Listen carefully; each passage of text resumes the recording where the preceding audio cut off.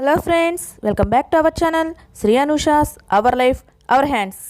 Friends, ఈరోజు నేను మీకు రోటితో కానీ మిక్సీతో కానీ పని లేకుండా నెల రోజుల పాటు నిలవ ఉండే గోంగూర పచ్చడి ఎలా చేయాలో చూపిస్తాను. దీనికి గాను నేను ముందుగా ఒక స్పూన్ మెంతులు తీసుకున్నాను. నూనె లేకుండా వేయించుకుంటున్నాను వాటిని.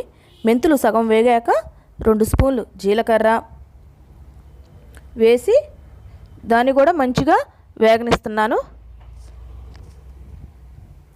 ఇవి 2 వేగిన తర్వాత వీటిని మనము ఒక మిక్సీలోకి తీసి పెట్టుకోవాలి. ఇప్పుడు ఇంకొక బాండి తీసుకొని అందులో కొంచెం నూనె తీసుకొని మన గోంగూర పచ్చడికి దీనికి ఎక్కువ నూనె పెడుతుందండి. సో దాంట్లో మనం ఎండుమిర్చి అలానే తిరగమాత గింజలు అన్నీ వేసుకొని అవి వేగిన తర్వాత కరివేపాకు, నేను ఇక్కడ కొన్ని వెల్లుల్లి రెబ్బలు దంచి వేసుకుంటున్నాను. చాలా టేస్టీగా ఉంటుందండి ఈ వెల్లుల్లి రెబ్బలు. నేను ఒక 10 వెల్లుల్లి రెబ్బల దాకా తీసుకున్నాను. ఇందులో వెల్లుల్లి రెబ్బలు కూడా వేగిన తర్వాత 3 గోంగూర కట్టలు, నేను ఇక్కడ 3 పెద్ద గోంగూర కట్టలు తీసుకున్నానండి. ఈ మొత్తాన్ని నూనెలో వేసి వేయించుకోవాలి. ఇలా సగం వేగుతూ ఉంటవి.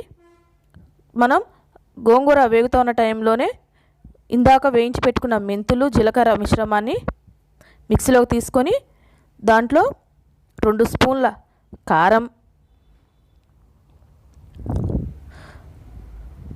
2 స్పూన్స్ ఉప్పు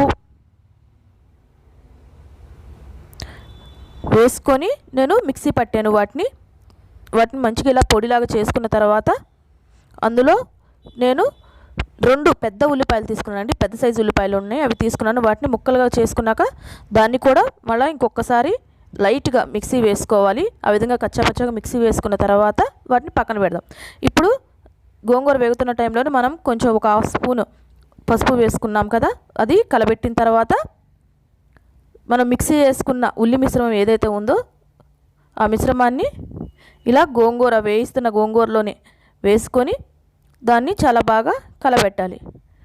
10 నిమిషాలు కలబెట్టిన తర్వాత కలర్ చేంజ్ అవుతుంది.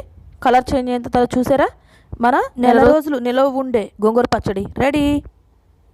మీకు కనుక ఈ రెసిపీ నచ్చితే please share and subscribe our channel. Thank you. Bye bye.